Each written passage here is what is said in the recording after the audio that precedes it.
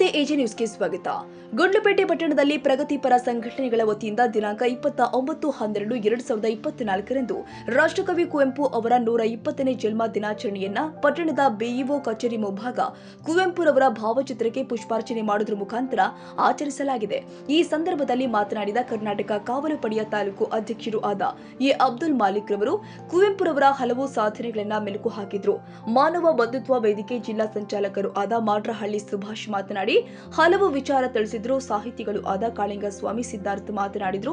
ಆತ್ಮೀಯ ಸಮಸ್ತ ಕನ್ನಡದ ಮನಸ್ಸುಗಳೇ, ಇವತ್ತು ರಾಷ್ಟ್ರಕವಿ ವಿಶ್ವ ಮಾನವ ಡಾಕ್ಟರ್ ಕುವೆಂಪುರವರ 120ನೇ ಜನ್ಮ ದಿನೋತ್ಸವದ ಆರ್ಥಿಕ ಶುಭಾಶಯಗಳು ತಿಳಿಸ್ತೇನೆ.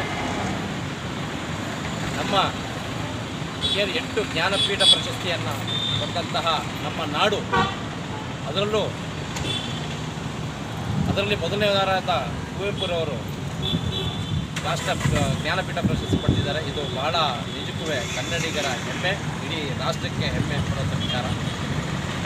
ಇಷ್ಟು ಹೇಳಿ ನನ್ನ ಮಾತನ್ನು ಮುಗಿಸ್ತಾ ಇದ್ದೇನೆ. ಎಲ್ಲರಿಗೂ ಶುಭವಾಗಲಿ.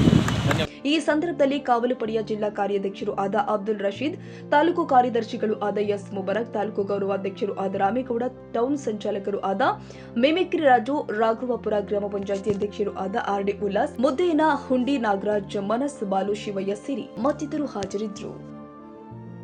ಕನ್ನಡಿಗರ ಮೆಚ್ಚಿನ ನಿಮ್ಮ ಎಜೆ 24/7 ನ್ಯೂಸ್ ಕನ್ನಡ ವಾಹಿನಿ ಇದೀಗ ಟಿವಿಯಲ್ಲಿ ಲಭ್ಯ. ನೋಟಿಸ್ ಕೊಟ್ಟಿದ್ರೆ ವಾಪಸ್ ತಗೋತೀವಿ. ಇವತ್ತು ವಕ್ಫ್ ಪ್ರಾಪರ್ಟಿ ಅಂತೇಳಿ ಬರ್ತದೆ ಅಂತ ಹೇಳಿದ್ರೆ ರೈತರು ಬೀದಿಗೆ ಬಂದ್ರೆ ಏನ್ ಮಾಡ್ಬೇಕಾಗತ್ತೆ? ಯಾರು ವೋಟ್ ಹಾಕಲಿಲ್ಲ ಅಂದ್ರೆ ಗ್ಯಾರಂಟಿನೆಲ್ಲ ಸ್ಟಾಪ್ ಮಾಡ್ಬಿಡ್ತೀವಿ.